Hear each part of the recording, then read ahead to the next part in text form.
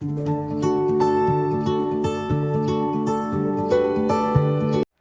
Friends, अभी तक हमने बहुत सारे क्वेश्चंस देख लिए जियो टेक्निकल इंजीनियरिंग के अंदर। उम्मीद करता हूं कि आप सारे क्वेश्चन अपनी नोट डाउन कर रहे होंगे और उसका जो बेस्ट सॉल्यूशन पॉसिबल है वो मैं यहां पर देने की ट्राई करता हूं, तो वो भी आप मेंटेन कर रहे होंगे अपनी जगह पर, और जो एक्स्ट्राऑर्डिनरी कॉन्सेप्ट बताता हूं उसको अलग से नोट डाउन करते होंगे। तो अभी तक बहुत सारे क्वेश्चन देख लिए, अब हम देखते हैं आगे दूसरे नए क्वेश्चन। तो चलिए स्टार्ट करते हैं। तो फ्रेंड्स, बात करें अगले क्वेश्चन की, तो अगला क्वेश्चन है The laboratory test on a soil sample yields the following result. एक लेबोरेटरी टेस्ट किया गया, उसके बाद हमारे पास फॉलोइंग रिजल्ट मिले। क्या क्या रिजल्ट मिले देखते हैं। तो जो रिजल्ट है फ्रेंड्स, वो रिजल्ट कुछ इस तरीके से है कि नेचुरल मॉइस्चर कंटेंट जो है, नेचुरल मॉइस्चर कंटेंट जो है वो हमें मिला कुछ 18%। लिक्विड लिमिट यहाँ पर हम लिखते जाए, नेचुरल मॉइस्चर कंटेंट हमें मिला 18%।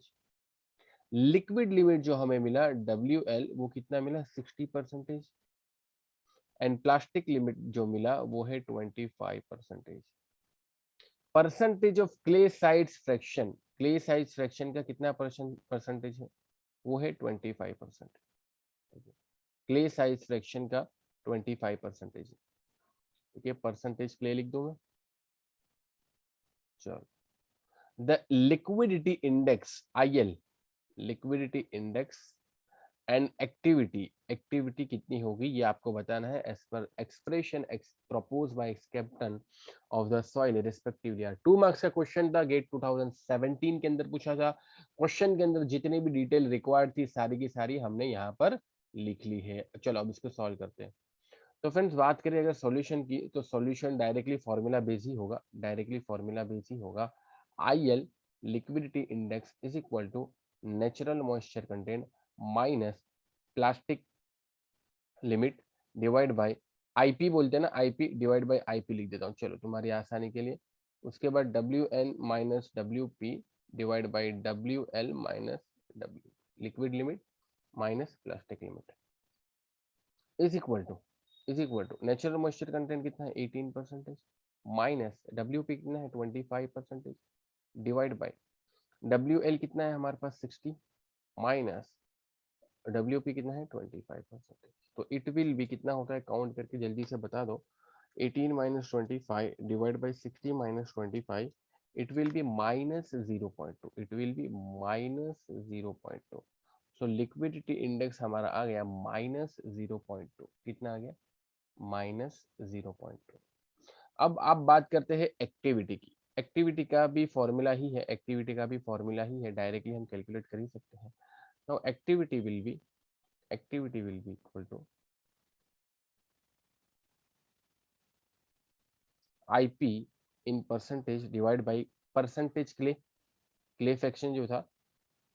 ठीक है, IP divide by percentage clay fraction is equal to IP हमारा कितना है, यही 18 60 माइनस 25 है ना। IP is nothing but WL minus WP। तो IP की जगह मैं लिख सकता हूँ WL minus WP divide by percentage clay. Therefore, we can say that the activity is equal to 60 minus 25 divide by percentage के लिए भी 25% है। ये कितना हो रहा है, ठीक है, ये कितना हो रहा है, कैलकुलेटर से कैलकुलेट कर सकते हो, बहुत ही आसान। मतलब फॉर्मूला बेस्ड क्वेश्चन पूछे जाते। आपने 2021 का क्वेश्चन देखा, उसके अंदर भी पूछा गया था, और 2017 के ऊपर भी अंदर भी ये क्वेश्चन हम 2017 का ही करें, उसके अंदर भी पूछा गया। तो एक्टिविटी की वैल्यू आ गई 1.4, एक्टिविटी की वैल्यू आ गई 1.4।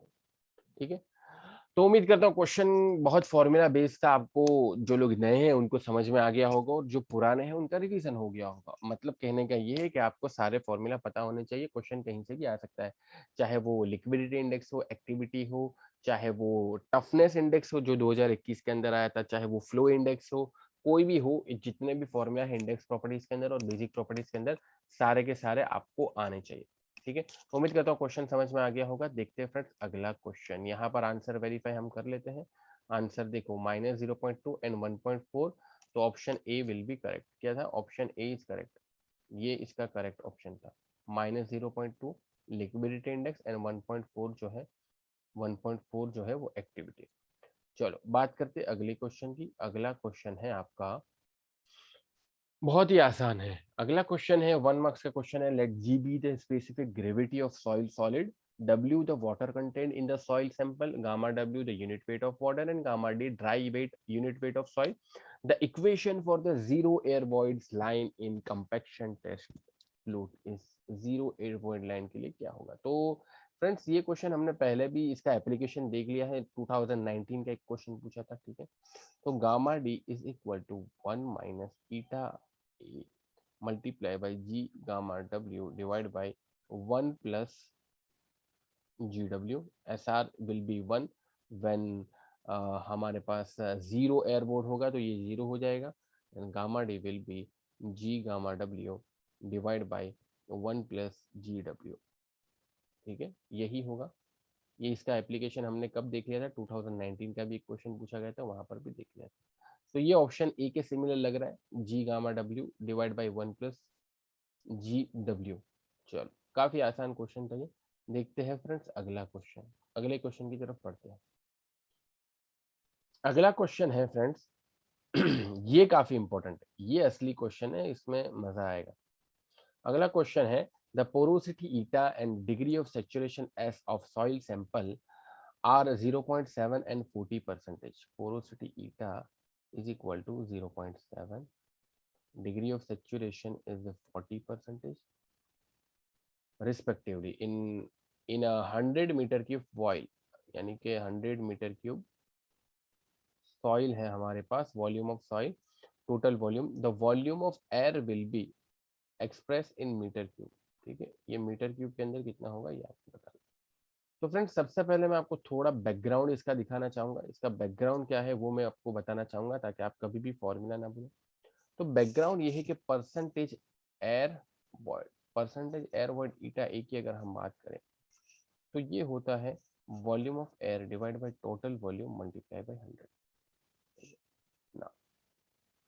Volume of air divide by total volume multiply by 100 को मैं ऐसे भी लिख सकता हूँ, volume of air divide by volume of void. Volume of void जब मैं डिवाइड कर रहा हूँ तो वॉल्यूम ऑफ वॉइड मल्टीप्लाई भी करना पड़ेगा ऊपर, डिवाइड बाय भी मल्टीप्लाई बाय 100। अब ये दोनों जगह से मैं 100 कैंसिल कर देता हूँ, यहाँ से भी 100 कैंसिल कर देता हूँ, यहाँ से भी 100 कैंसिल कर देता हूँ। जब दोनों जगह से मैंने 100 कैंसिल कर दिया तो अब मुझे काफी नेट अमाउंट मिलेगा, वी ए, ठीक है, ये हमें येलो ही यूज करना है भाई। हाँ, तो V A divide by total volume is equal to, ये तो क्या है भाई, volume of air divide by volume of void. इसको तो क्या बोलते हैं, एयर कंटेंट बोलते कि नहीं बोलते, ठीक है। परसेंटेज एयर कंटेंट ये अलग बात है, और ये एयर कंटेंट है। Air content multiply by volume of void divide by total volume, volume of void divide by total volume को तो पोरोसिटी बोलते हैं, सही बोलते हैं। तो volume of air will B, volume of air will B AC multiply by eta multiply by total volume. Now एक और चीज मैं आपको बताना चाहूंगा, एक और चीज आप यहाँ पर नोट डाउन कर लो, ठीक है, जो आपको पता ही होनी चाहिए, अगर नहीं पता तो पता कर लो। क्या कि SR degree of saturation plus air content, ये दोनों का समेशन एक के बराबर आना चाहिए। किसके बराबर आना चाहिए, एक के बराबर आना चाहिए। 1 डिग्री ऑफ सेचुरेशन और एयर कंटेंट का जो समेशन है वो एक के बराबर आना चाहिए, 1 के बराबर आना चाहिए। तो अगर 1 के बराबर है तो यहाँ से अगर मैं एयर कंटेंट को सब्जेक्ट बनाता हूँ, यहाँ से अगर मैं एयर कंटेंट को सब्जेक्ट बनाता हूँ तो AC will be equal to 1 minus SR, मैं लिख सकता हूँ ना, AC air content is equal to 1 minus SR। तो अब यहाँ पर क्या फर्क पड़ जाएगा, यहाँ पर volume of air is equal to 1 minus SR AC की जगह multiply by eta multiply by total volume, ठीक है, सिंपल। तो अब यहाँ पर 1 माइनस डिग्री ऑफ सेचुरेशन 40% है, इसको मैं 0.4 लिख सकता हूँ, डेफिनेटली लिख सकता हूँ। तो 0.4 मल्टीप्लाई बाई ईटा हमारा कितना है, ईटा, अरे ईटा हमारा 0.7 है, टोटल वॉल्यूम हमारे पास 100 है। So so finally volume of air is equal to 0.6 multiply by 0.7 multiply by 100 and volume of air therefore is equal to 42 metre cube. Calculate कर लो भाई फटाफट से, 42 मीटर क्यूब होगा, ठीक है। So volume of air will be 42 metre cube. चलो, volume of air will be 42 metre cube, यहाँ पर आप कैलकुलेट कर सकते हो, ठीक है। सो वॉल्यूम ऑफ एयर आपका 42 मीटर क्यूब आ जाएगा, इसमें कोई बहुत बड़ी बात नहीं है, बट ये कॉन्सेप्ट पीछे आपको पता होना जरूरी है। थोड़ा सा छोटा ही डेरिवेशन है, ये आपको पता होना जरूरी है। अब फ्रेंड्स, किसी के मन में ये सवाल आया क्या, क्या कोई और अनदर मेथड है क्या हमारे पास, और अनदर मेथड है क्या हमारे पास, किसी के मन में ये सवाल आया कि और कोई मेथड है क्या, एग्जिस्ट करती है कोई और मेथड। तो फ्रेंड्स, एक और अप्रोच बताऊंगा, मेथड तो क्या ही बोले, अप्रोच होते हैं अलग अलग क्वेश्चन को सॉल्व करने के लिए। तो एक और अप्रोच मेरे दिमाग में यह आया कि हमें पता है porosity eta is equal to volume of volume of void divide by total volume, ठीक है ना। यहाँ पर हमने इस्तेमाल किया ना, यहाँ पर जो हमने इस्तेमाल किया वही है, ये जो यहाँ पर हमने इस्तेमाल किया ना, ठीक है, यही है। Eta is equal to volume of void divide by total volume. तो यहाँ पर जो इस्तेमाल किया वही बात है। अब फ्रेंड्स, मैं ये कहना चाह रहा था कि जब ये है तो हमें पोरोसिटी की वैल्यू पता है, हमें टोटल वॉल्यूम भी पता है, तो क्या वॉल्यूम ऑफ वॉइड मिल जाएगा, डेफिनेटली मिल जाएगा। तो total volume multiply by eta is equal to volume of void. तो देयरफॉर वॉल्यूम ऑफ वॉइड, ठीक है, volume of void is equal to total volume 100 और ये है हमारा 0.7। तो ये कितना हो गया हमारा, 70 मीटर क्यूब हो गया volume of void. Volume of void 70 metre cube. Now volume of void is equal to volume of water plus volume of air. तो किसी तरह अगर मुझे वॉल्यूम ऑफ वाटर मिल जाए तो मैं आसानी से वॉल्यूम ऑफ एयर कैलकुलेट कर सकता हूँ, ठीक है। तो अब देखना मैं वॉल्यूम ऑफ वाटर कैसे कैलकुलेट करता हूँ। तो उसमें से total volume of void minus कर दूंगा, वॉल्यूम ऑफ वॉइड में से वॉल्यूम ऑफ वाटर माइनस कर दूंगा, तो वॉल्यूम ऑफ एयर मिल जाएगा। तो फ्रेंड्स, यहाँ पर मैं कैलकुलेट करता हूँ, डिग्री ऑफ सेचुरेशन हमारे पास है, degree of saturation is equal to volume of water divide by total volume. तो यहाँ से वॉल्यूम ऑफ वाटर हमें निकल कर मिल जाएगा। Therefore volume of water is equal to total volume multiply by degree of saturation is equal to, total volume कितना है हमारे पास 100, डिग्री ऑफ सेचुरेशन कितना है 40। तो ये कितना हो जाएगा, तो ये कितना हो जाएगा, ये हमारा, अच्छा टोटल वॉल्यूम, अच्छा यहाँ पर हमने क्या किया, degree of saturation is equal to volume of water divide by volume of void, ठीक है, वॉल्यूम ऑफ वॉइड। तो यहाँ पर वॉल्यूम ऑफ वॉइड मल्टीप्लाई करना पड़ेगा, 100 नहीं, वॉल्यूम ऑफ वॉइड मल्टीप्लाई करना पड़ेगा यहाँ पर। सो वॉल्यूम ऑफ वॉइड अगर यहाँ पर मल्टीप्लाई करते हैं, यहाँ पर अगर वॉल्यूम ऑफ वॉइड मल्टीप्लाई करते हैं, ठीक है, ये यहाँ से 100 हम निकाल देते हैं। वॉल्यूम ऑफ वॉइड डिवीजन में आता है, टोटल वॉल्यूम नहीं आता, डिग्री ऑफ सेचुरेशन की बात करें। तो अब यहाँ पर हमारे पास कितना है, वॉल्यूम ऑफ वॉइड तो 70 मीटर क्यूब है, तो 70 मल्टीप्लाई कर दो। तो 70 मल्टीप्लाई बाय 0.4 करोगे तो आपको वॉल्यूम ऑफ वाटर कितना मिलेगा, वॉल्यूम ऑफ वाटर 7 4 सा 28 और वो 0 0 गया, तो 28 ये मिला। इस तरफ हमारे पास क्या है, वॉल्यूम ऑफ वॉइड है जो कि 70 मीटर क्यूब है, और इस तरफ क्या है हमारे पास, वॉल्यूम ऑफ एयर। तो therefore we can write volume of air is equal to 70 minus 28 is equal to 42 metre cube. तो ये आपका अप्रोच 2 से भी आंसर आ जाएगा, अप्रोच 2 से भी आपका सही आंसर आ सकता है यहाँ पर, ठीक है, अप्रोच 2 से भी आपका सही आंसर आ सकता है। तो इसको मैं बोल दूंगा अप्रोच 1, ये जो पहले हमने शो किया, ये हमारा क्या था, अप्रोच 1, ठीक है, और ये जो है हमारा अप्रोच 2, ठीक है, ये अप्रोच। तो उम्मीद करता हूँ कि बेस्ट एक्सप्लेनेशन मिला होगा आपको इस क्वेश्चन का, और यहाँ पर पैरामीटर कैसे कैसे रिलेटेड है, कौन से पैरामीटर से हम चीजों को सॉल्व कर सकते हैं, ये सारी चीज भी आपको समझ में आ गई होगी, ठीक है।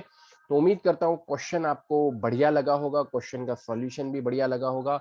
अभी देखते हैं फ्रेंड्स अगला क्वेश्चन, देखते हैं फ्रेंड्स अगला क्वेश्चन। फ्रेंड्स, अगला क्वेश्चन जैसा कि आपको यहाँ पर दिख रहा है, a fine grain soil is found to be plastic, ठीक है, एक फाइन ग्रेन सॉइल है जो आपको प्लास्टिक दिख रही है, ऐसा बता रहा है कि प्लास्टिक मतलब प्लास्टिक स्टेट के अंदर in water content range of 26 to 48%, 26 to 48%। अब यहाँ पर सबसे अच्छी बात ये है, देखो इन्होंने क्या स्मार्ट टेस्ट यूज करी कि इन्होंने बताया नहीं कि कौन सा लिक्विड लिमिट है और कौन सा प्लास्टिक लिमिट है। तो फ्रेंड्स आपको यहाँ पर डायग्राम पता होना चाहिए, ठीक है, अलग अलग स्टेट सॉइल के जो अलग अलग स्टेट है उनका डायग्राम पता होना चाहिए। क्या है डायग्राम?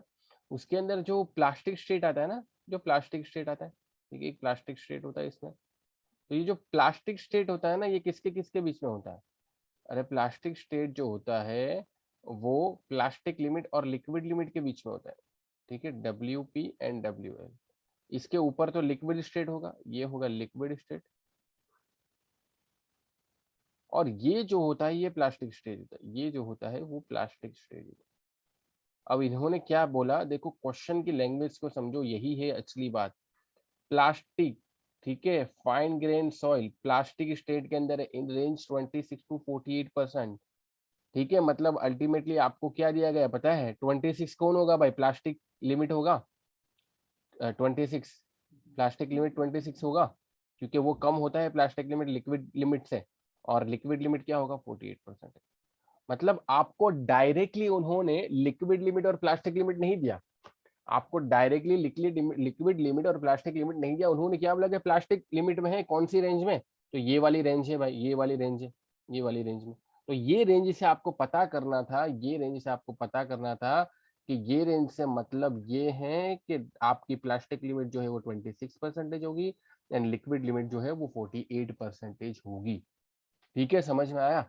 चलो, जब इतना समझ में आया तो अब क्वेश्चन यहीं पर खत्म हो गया। अगर ये आपने समझ लिया रियली में पहली ही बार में, तो आपकी अंडरस्टैंडिंग अच्छी है और क्वेश्चन आपका यहीं पर खत्म हो गया। ठीक है, एज पर Indian standard classified classification system ISCS, the soil is classified as, soil कैसे क्लासिफाइड की जाएंगे? तो फ्रेंड्स आईपी का फॉर्मूला है, बहुत ही आसान है, इसके अंदर सभी के अंदर सेम जैसा ही कॉन्सेप्ट लगता है। आईपी का फॉर्मूला है WL माइनस WP, ठीक है, आईपी का formula WL minus WP। WL है हमारा 48%, WP है हमारा 26%। WL माइनस WP करोगे तो आपका हो जाएगा 48 माइनस 26, कितना हो जाएगा? 22%। कितना हो जाएगा? 22%। ठीक है, IP is equal to WL minus WP, 22% हो जाएगा। Now now IP A line कितना होगा? ए लाइन पे, कि ए लाइन की अगर हम बात करें तो ए लाइन के अंदर आईपी ऑफ ए लाइन वो होता है 0.73, 0.73 WL माइनस 20।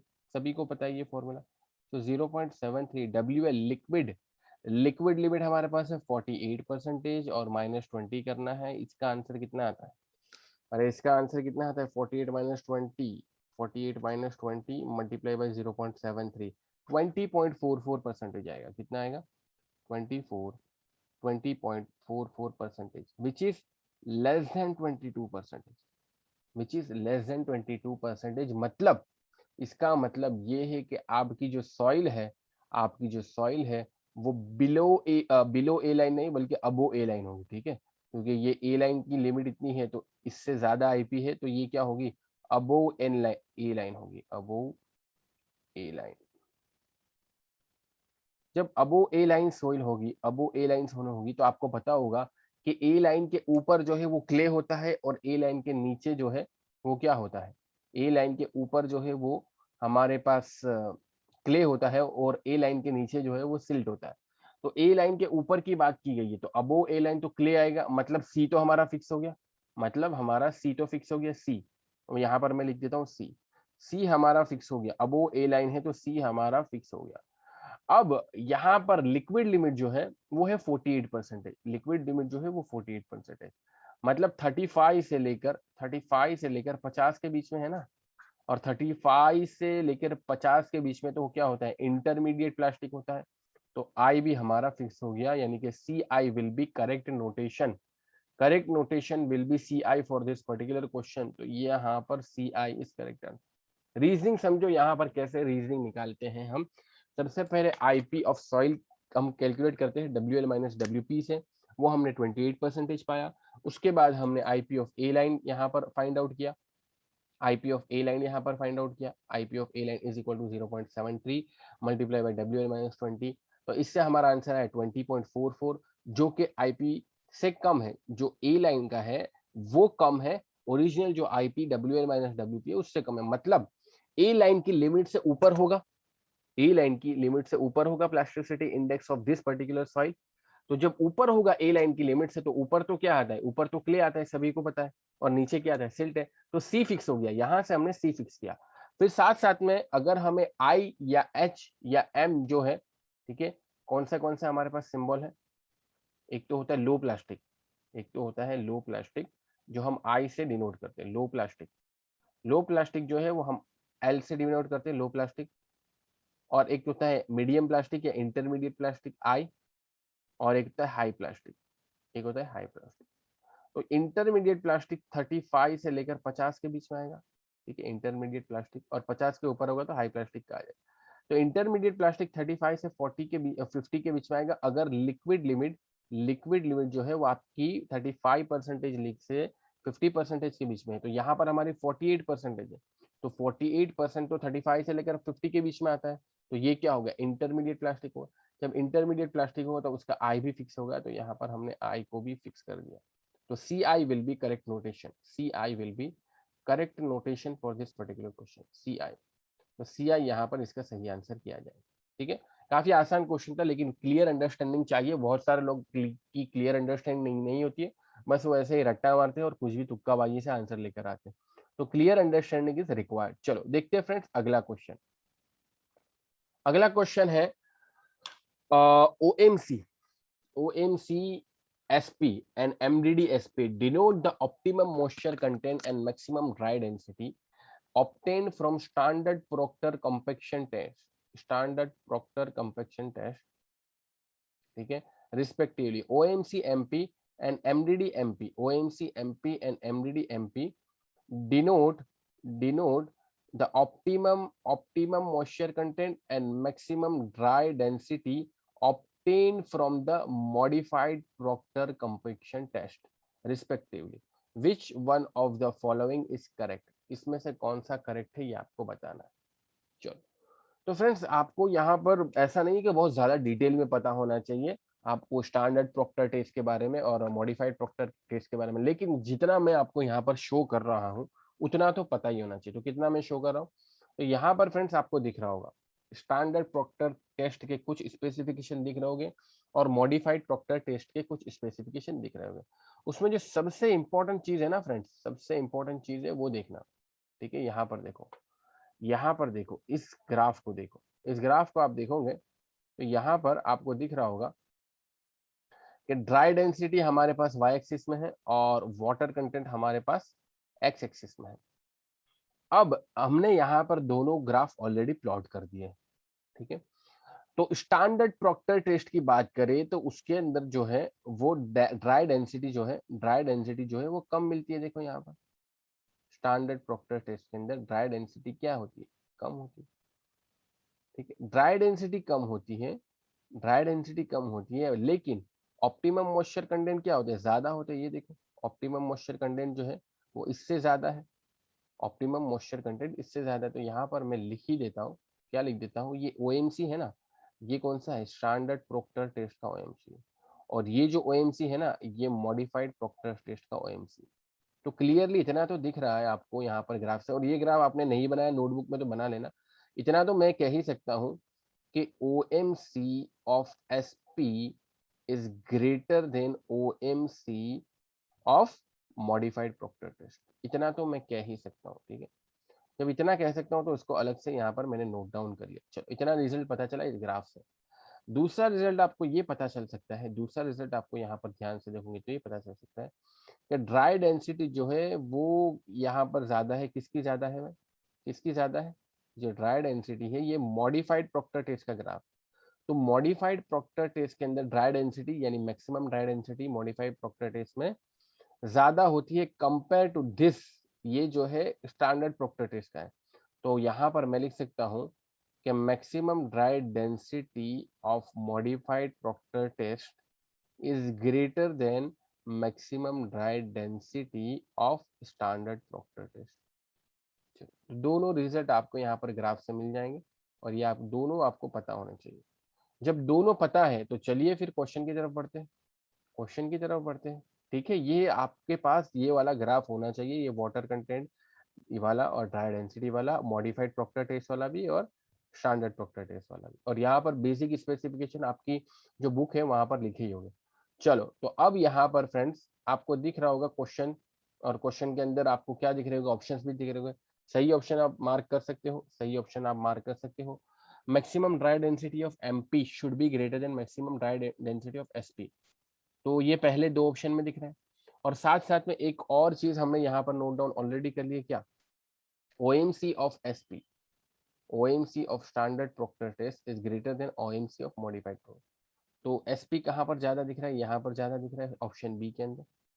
यानी ऑप्शन बी जो है वो जो हमने कंक्लूजन निकाला है उसके जैसा ही है। देखो OMC SP, OMC SP is greater than OMC MP, OMC SP is greater than OMC MP, यहाँ पर दिख रहा है।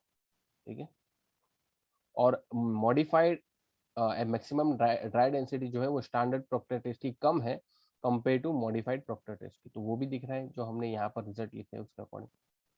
ठीक है ना, यहाँ पर जो लिखा है ना MDD MP is greater than MDD, तो option B is correct answer for this particular, option B is correct answer for this particular. तो उम्मीद करता हूँ कि सारे क्वेश्चन आपको अच्छे लगे होंगे, सारे क्वेश्चन अच्छे लगे होंगे।